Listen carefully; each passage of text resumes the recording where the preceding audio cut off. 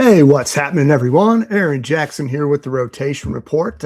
This is not financial advice. I do the best I can here, but this isn't congressional level, Pelosi level shit. Can't just buy the stocks and then make it happen, right? But we do our best here. And I just wanted to say, first up, shout out to you and thank you to everyone for all the likes, the subscribes, the comments, the shares, all of that really goes a long way, obviously, for such a small account. But hell of a day here today, isn't it? We've been talking leading off here with the volatility. We've been talking about the data has been showing like no one is protected for increased volatility. No one is positioned for increased volatility. And often like what that means is like they're not even concerned about the downside. That's the other thing, right? Like it's not just not volatility. They're just like, whatever, we're not worried about any downside in the market. And now we do have some today. You get that gold reversal, a lot of volatility popping up. Do we think the market's going to roll over for sure from here? I would still say we lean violence in the market, and I'm protecting my book with some volatility hedges. There's ETFs, you can get some call options, puts on the indices, something like that. But you've got one interesting thing that really popped up yesterday as the S&P 500 made a new high. You got the new high in the S&P 500, but then all these various risk measures that you followed, like, hey, is this a risk on market underlying the tape here? You've got high beta versus low volatility.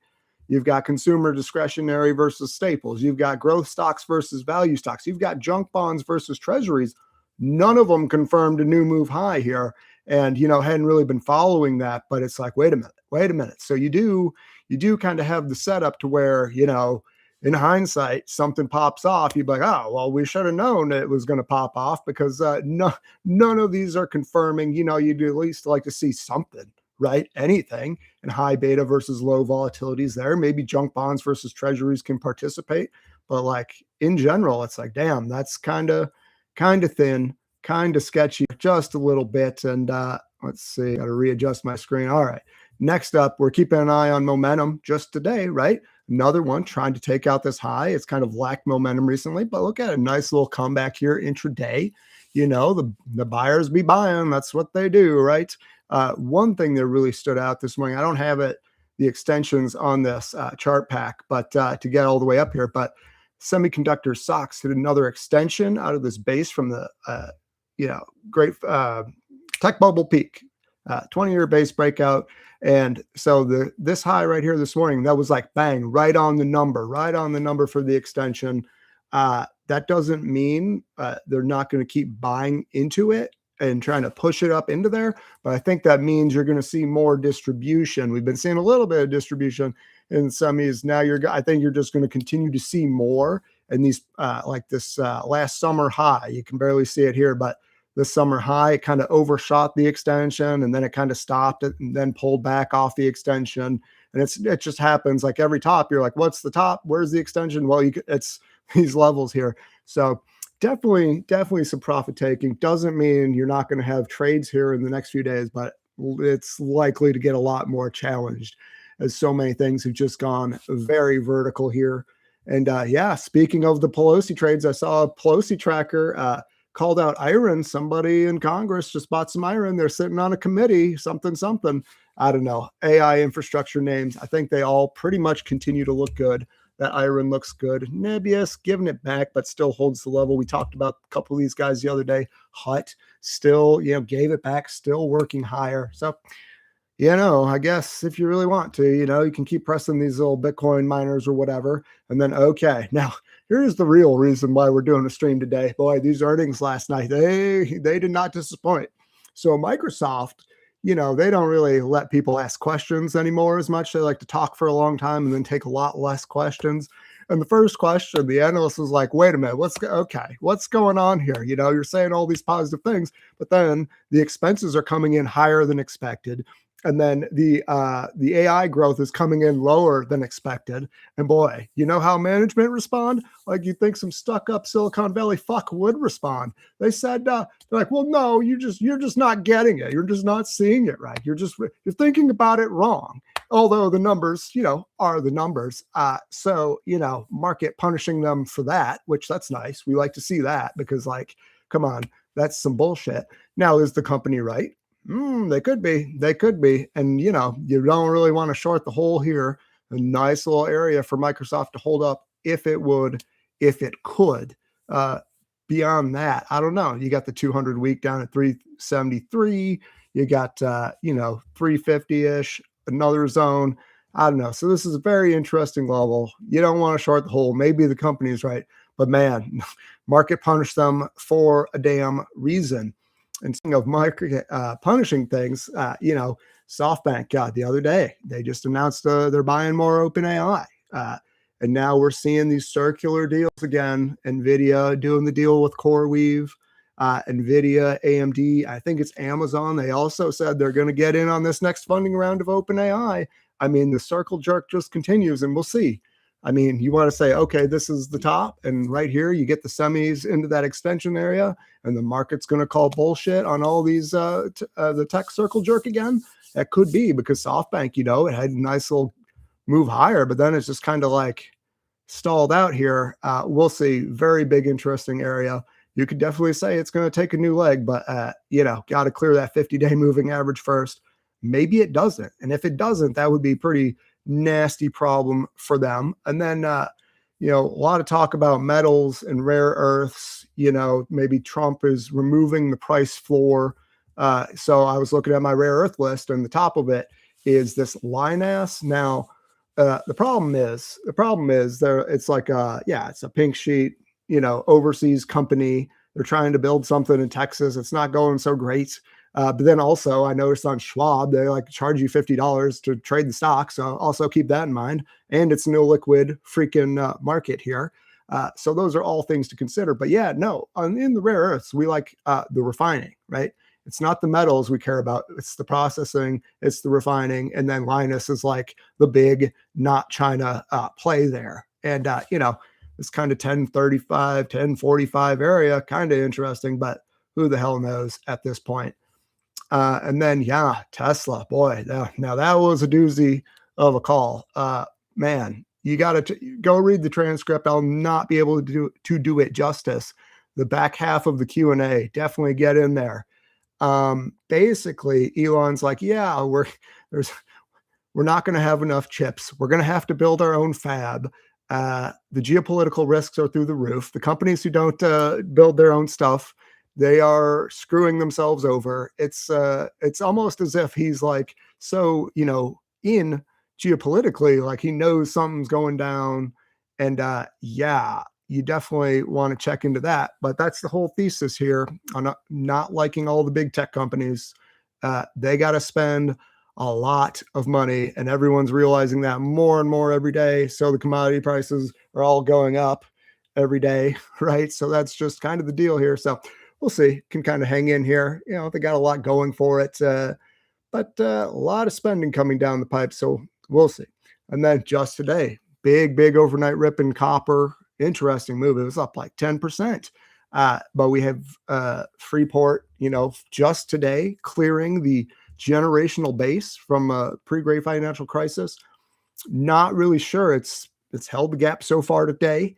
You could definitely see it pull back, 55, 50, something like that, and consolidate. But it's been a nice move from like 38 or something, mid 30s, upper mid 30s up to here. So nearly, 80% in a straight line. Like logically, you would think consolidation, but about the market and logic these days. It's just like trades are becoming realized and people are like, oh shit, we got to move.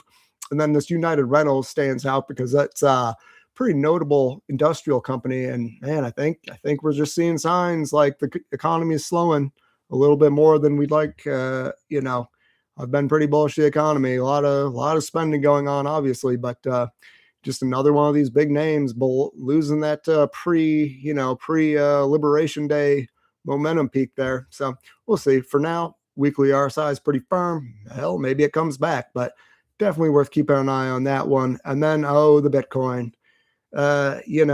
However we want to draw this up, bearish consolidation, but all these cryptos are still right in the middle of support here. Even Solana, pretty weak, still hanging on. There's going to be some sort of crypto legislation talk. They're trying to do another push for another act on the Hill. They're going to have some people like from Circle there on at the White House on Monday. And so this circle is really interesting, like, stablecoin, whatever kind of IPO here. And then, it had such a big run. Apparently, these guys had a clause like in the IPO where they could break the IPO lockup. Usually it's like, 6 months or something before you can sell your shares. They somehow pumped this so hard they could, dump immediately up here versus when you think it was coming in December. Boy, market did not like that at all. Why are they doing such a thing? But now we have this clear area, 64, 65, to keep an eye on into this kind of newsy event next week. Ideally, I think we want to see like this break 64, 65, and then pop back above it. If we can get that, that could be pretty interesting. If the crypto isn't going to fade away, it might not. And then, we're talking about the volatility. It's got the chance to pop back. No one's prepared for it. No one's thinking about it. Where is it going to come from? It might come from private equity. Blackstone is selling off pretty good post earnings here. Haven't really dug into the call, but we don't really need the call at this point. Could be a problem, but at this point, holding trend support off the Liberation Day low, betting on like things to go to shit from here is not the trade. You wait for now. You lose 130, gets a little more interesting, right? There's a big zone there in the low 130s, mid 130s. Private equity, they kind of took it from, green to red today. It held the 200-day moving average. It looks okay. And, with financials are better today. I think they're up. Yep, they've been up all day. So, we're definitely wanting to be hedged with volatility until something pops. One morning little sell-off is not something, but, it might not be private equity. And then again, you look, we're looking for violence to pick up. Well, Palantir just dipped below the 200-day today. In the 200-day, hey, it's an uptrend. It's flattening out, but it's still an uptrend. And, definitely keeping an eye on this one for a tell on those very pricey software stocks. And then here's another one, ServiceNow. Oh my God, that CEO, he should be selling mattresses. This guy, he is such a freaking salesman. Very good. You can see why the stock has had so much success. I mean, he's just great leader, great leadership. But here we go. Breaking down post earnings. There's gaps in the chart, 175-ish, 170. And then today's gap down is like 130. But ultimately, head and shoulder top breaking down, there's a world where it goes to 65 here. And then there was supposed to be one more software chart in here. Let's see. All right, I'm just going to dial it up. We're just going to dial it up. It's software. It's sold off now a little bit, but we're looking for this 88, 89 zone. And that's what we're worried about here. You can see, was it 91 now? So you get a little more of a sell-off to this 88 zone. That's where we get a little bit more interested in the software. You can see this area, it has slipped on Liberation Day. It slipped down to 75, but, you're getting a few percent from, okay, like, oversold is one thing, but, you can get bounces from such oversold areas. And that kind of coincides with Microsoft kind of near that kind of pivot support as well. But yeah, I think that'll do it for me. And thank you guys again for tuning in. And definitely liking the volatility hedges. It looks like the market's come back a little bit. We like the reindustrialization trade. We like energy services, that type of stuff.